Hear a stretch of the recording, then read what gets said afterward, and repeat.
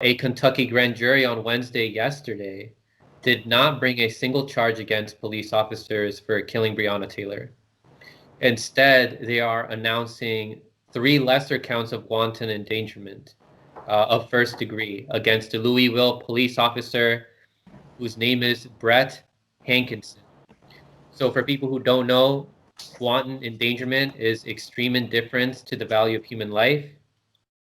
These charges of wanton endangerment do not have to do with the fatal shooting of Breonna Taylor. It's for putting the people in adjacent apartments' lives in danger.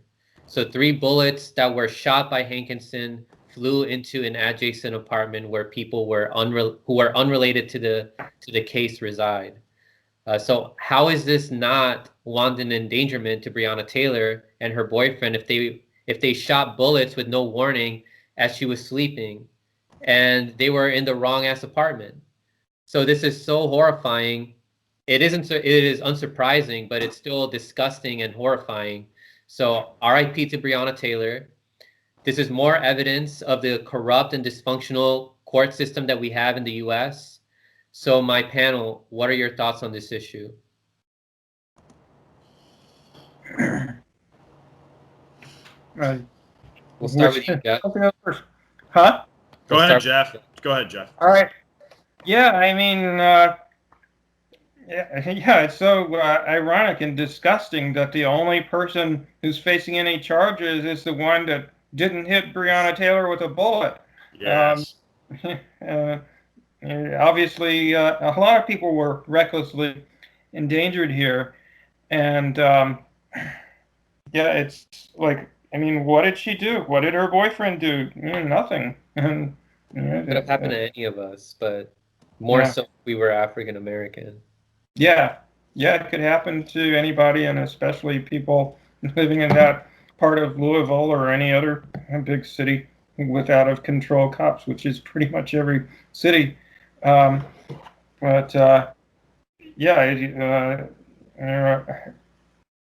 it's everybody's on the right is freaking out that they're, quote unquote, rioting. Well, I would hope they are. It's just such an outrage. Of course, people are outraged. And there's protests going on all over the country about this now. So, hopefully we'll see a kind of a revival of a protest that happened earlier this summer. And, I think it's going to be a long haul, but I think that eventually something's got to change, because people are really super angry about this. And not just that, but the indifference of our government to our lives in general.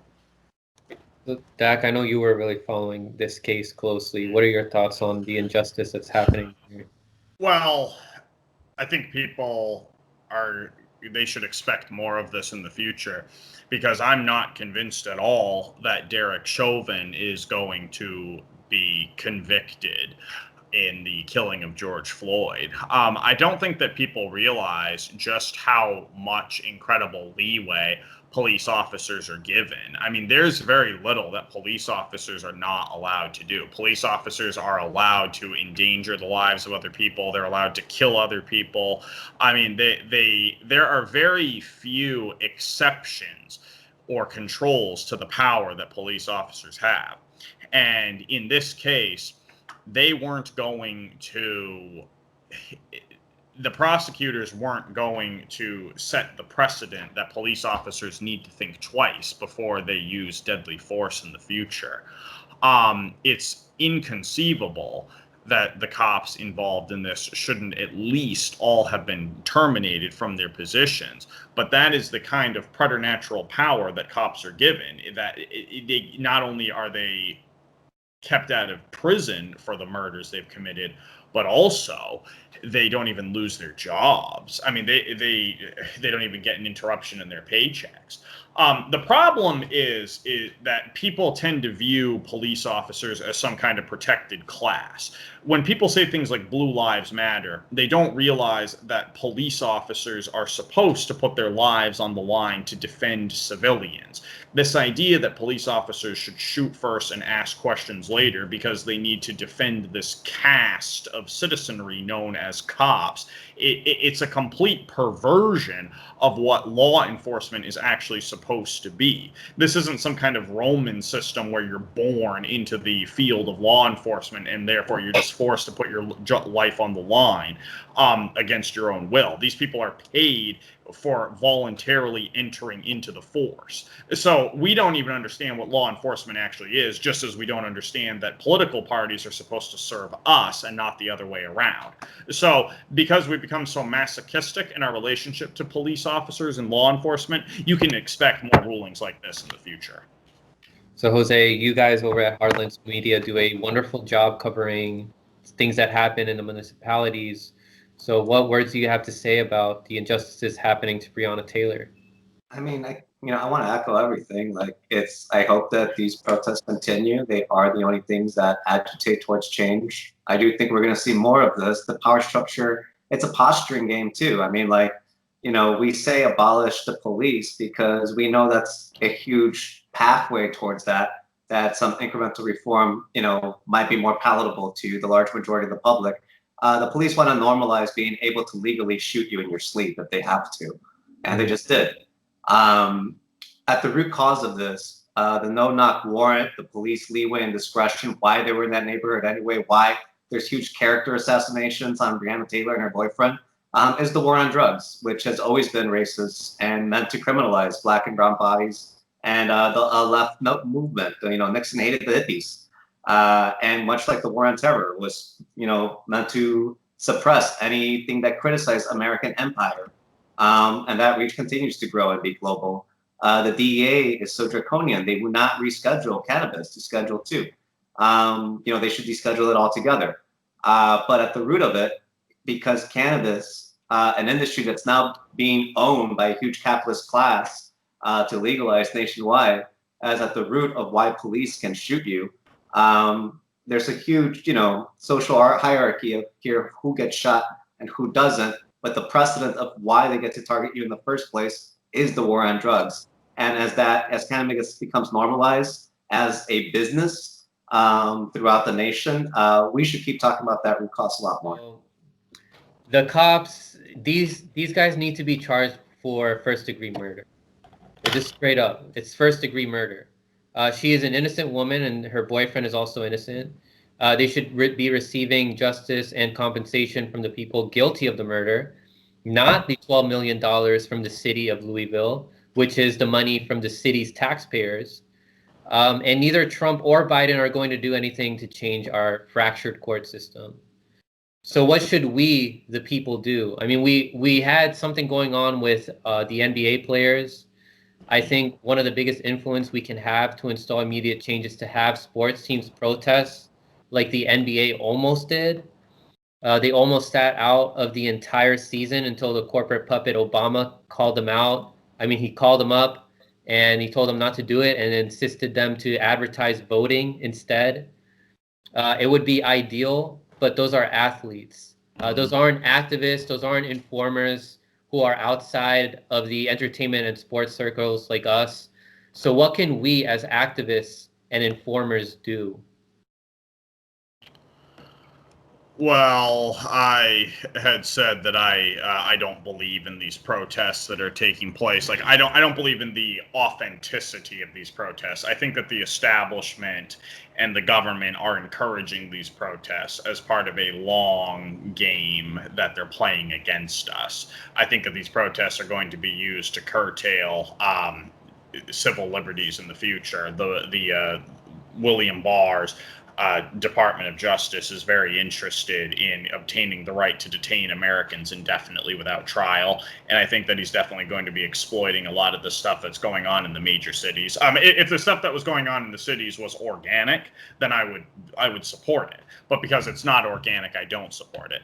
I think it's a psyop. What I would recommend people do is, I would say they need to educate themselves. They need to prepare for the downfall of this country. And they need to, like I said earlier, they need to recognize what the relationship between civilians and police departments is actually supposed to be. Police departments are supposed to serve us, not the other way around. Mm-hmm. How we get to that point where we bring them to heel, I don't know. But it would begin with a process of educating the general public so that we don't have the kind of morally maladapted people that would be going into the police departments. Yeah, what do you think, Jose? What do we as activists and informers, like, what can we do to install the changes that we need so that we can have a more just law enforcement system? Well, I don't think people should stop protesting. I do think that there's an organic element to it. I don't think that it's unfair to assume that, people see opportunity in it. Ron Emanuel was mayor of Chicago for 8 years. He said, never let a crisis go to waste. And I do think that, we have 6 socialists in our city council in Chicago. But to be completely, but we're not on the anarchist list that Trump is floating around, which kind of hurt my feelings. But there's a reason for that. Like the city council is pretty mollified and working intra-politics with the police unions, who are swearing they're going to reform if the teachers would just calm down. But they have the calls of the billionaires. You have to learn the power dynamics of your local law enforcement agencies that police you. They're there to protect the oligarchy. So their relationship to the oligarchy and who funds them and who's interested in reforming them is important. There's big hay about, the attorney general in Kentucky, being a black man that is saying that this is, just what justice is going to, prevail today. But he's very attached to the hip with Mitch McConnell. Either way, you have attorney generals here, Kim Foxx, that the police are obsessed with taking down because she was very indifferent about Jussie Smollett. Never mind how indifferent Chicago's always been to the lives of us that grew up here. Police are a politicized force. Attorney generals are a politicized force.